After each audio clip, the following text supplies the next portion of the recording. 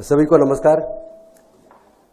साथियों, जैसा कि आप जानते हैं कि दिल्ली की सरकार में मंत्री रहते हुए जय भीम मुख्यमंत्री प्रतिभा विकास योजना जैसी योजना हमने बनाई।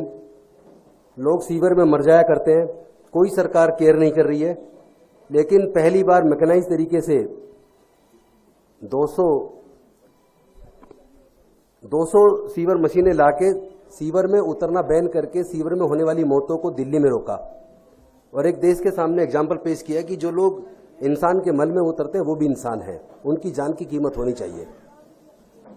लेकिन अनफॉर्चुनेटली पूरे देश के अंदर हम देख रहे हैं जाति और धर्म के नाम पे लगातार उन्माद पिछले लगभग 10 सालों में बहुत ज्यादा बढ़ गया है। जगह जगह दंगे हो रहे हैं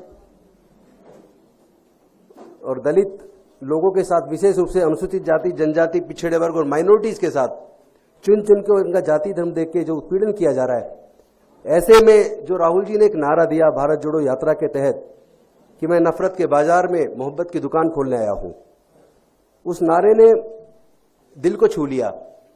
और उन्होंने जो कहा कि संविधान की रक्षा करनी है और देश में सामाजिक न्याय को आगे बढ़ाते हुए सभी वर्गों को उनके जनसंख्या के हिसाब से हिस्सेदारी, भागीदारी मिलनी चाहिए, उस बात ने प्रेरित किया कि इसी बात की तो लड़ाई फूले, साहू, अंबेडकर, पेरियार, डॉक्टर बाबा साहब अंबेडकर जी ने लड़ी है पूरे जीवन। और मैं खुद 56 साल का हूं, लेकिन 43 साल की उम्र, 43 साल टोटल मेरे इस मिशन मूवमेंट में, सामाजिक न्याय के इस आंदोलन में लगे हैं। और मुझे आज याद आ रहा है कि अरविंद केजरीवाल जी जब एक गाना गाया करते थे, और वो गाना आपको सबको याद होगा, इंसान से इंसान का हो भाईचारा, यही पैगाम हमारा। लेकिन उस गाने की एक लाइन है जिसे वो नहीं गाते थे। वो लाइन है, नए जगत में हुआ पुराना ऊंच नीच का किस्सा, सबको मिले मेहनत के मुताबिक अपना अपना हिस्सा। अगर वो हिस्सा नहीं मिलेगा तो कहीं ना कहीं हम धोखा दे रहे हैं। और इसीलिए मुझे पहले मेरा संघर्ष इस बात के लिए हमेशा रहा, आम आदमी पार्टी में रहते हुए भी, कि सबको उनकी मेहनत के मुताबिक जिम्मेदारी, हिस्सा मिलना चाहिए, मान सम्मान होना चाहिए सबका। उन्होंने जो मुझे मौका दिया 2 बार विधायक लड़ने का और बहुत बड़े मार्जिन से 2 बार जीत हुई, मंत्री बनने का मौका दिया, उसके लिए तो मैं उनका आभार व्यक्त करता हूं।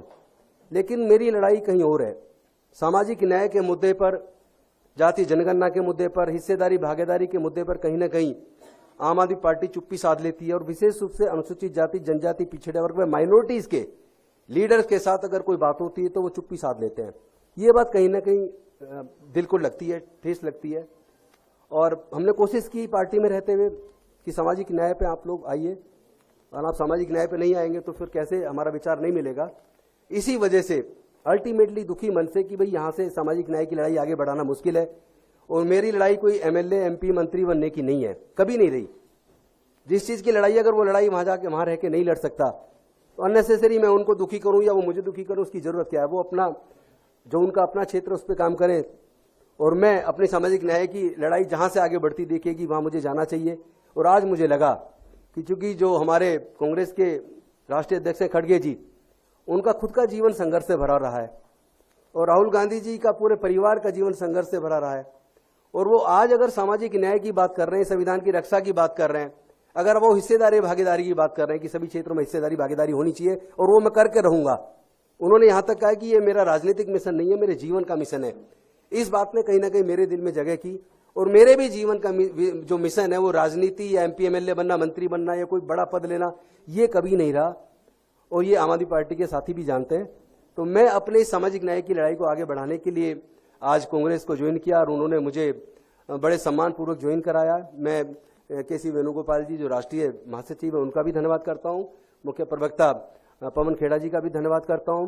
राजू जी का भी धन्यवाद करता हूं, चूंकि SC/ST ओबीसी माइनॉरिटी मोर्चा पूरे देश का देख रहे हैं, और SC/ST के मोर्चे को राजेश लिलोटी देख रहे हैं, उनका भी मैं धन्यवाद करता हूं। दिल्ली के अध्यक्ष देवेंद्र यादव जी, उनका भी धन्यवाद करता हूं। विशेष धन्यवाद करता हूं मैं डॉक्टर अनिल जैन जी का, जो मेरे संघर्ष के पुराने साथी हैं।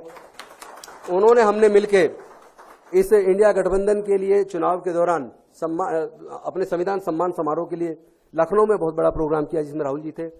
हमने हरियाणा में पंचकुला में प्रोग्राम किया, अभी बनारस में किया। चूंकि वो नॉन पॉलिटिकल प्रोग्राम है, किसी राजनीतिक मंच से नहीं किए, वो सब संविधान के सम्मान में किए हैं, और उस लड़ाई को हम आगे जारी रखेंगे। मैं आप सब साथियों का धन्यवाद करता हूं। भारद्वाज जी भी साथ बैठे हैं, उनका भी मैं धन्यवाद करता हूं।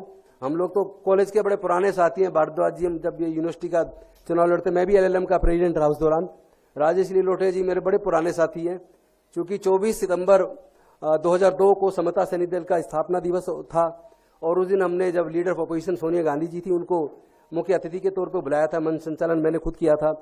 तो तब से मैं क्लोजली वॉच कर रहा हूं अपने इन साथियों को, और मुझे लगता है कि हम लोग मिलके पूरे देश में सामाजिक न्याय की लड़ाई को और मानवता की इस लड़ाई को, इंसानियत की लड़ाई को, जिसमें जाति और धर्म के लिए कोई स्थान ना हो, एनिहिलेशन ऑफ कास्ट जो बाबा साहब ने लिखी थी, मुझे लगता है उसको पूरा करने का समय आ गया है। बहुत बहुत धन्यवाद, शुक्रिया।